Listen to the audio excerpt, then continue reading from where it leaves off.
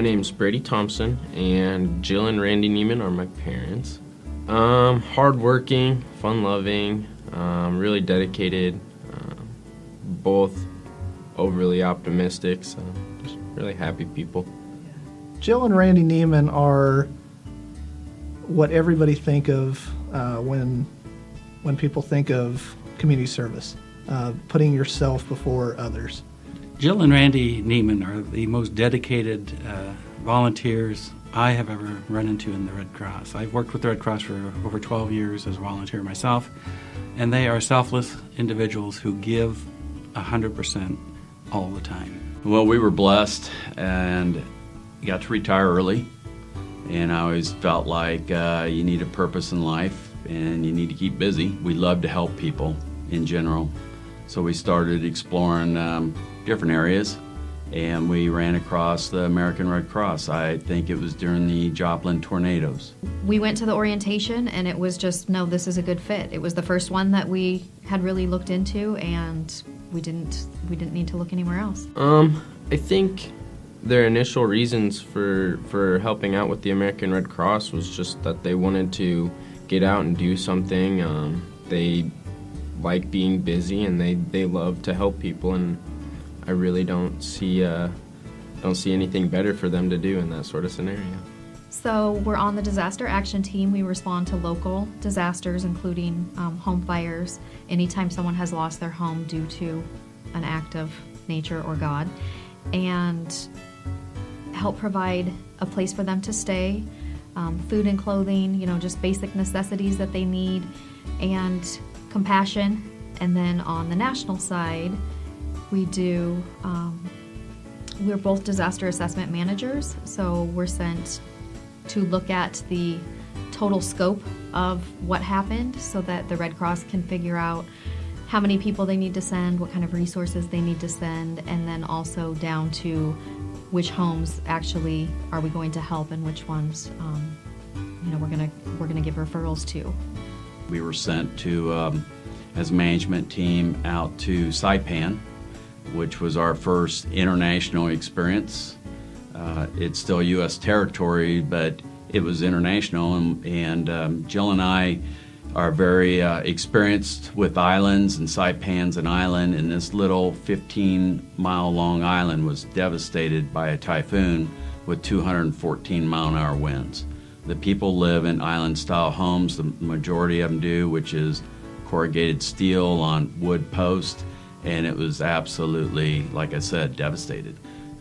It was a little bit stressful being told that you got to hit the airport in a couple hours. It's an international flight, so you got to be there 2 hours. So I think we had maybe 2.5 hours.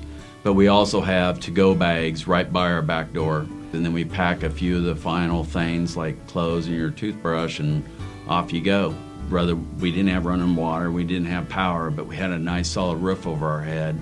But I knew what those people were going through. We'd already been over there long enough to know that, like I told you, these corrugated houses with wood telephone poles, maybe if they were lucky, were blown to pieces, and the people went out and got in their neighbors' yards to get their pieces of tin back, and they built just stick-framed, A-frame shelters, and we got to see this, and you went out and looked at it, and it was really hard to handle, because you see 2 adults and 4 children sleeping on this, and it's on a mud. And during the second typhoon, it poured and poured, so these poor people were just drenched. They were already beat down. They already lost everything, and this took them below that. I was put in charge of a call center. We'd been there for a few weeks. We were still getting so many calls every day, and we couldn't quite figure out, why are all these people, there are only 40,000 people on the island, how are we still getting this many calls? And why didn't they call earlier? So I went to the call center, and I sat there as they were answering some of the calls, and I said, would you please ask them why they are calling now? Why didn't they call, 2 weeks ago, 3 weeks ago? And so almost every person who answered that question said, because my neighbors needed help more than me.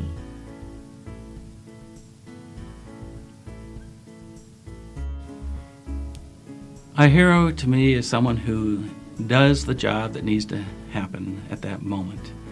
And many times the person that steps up when no one else does.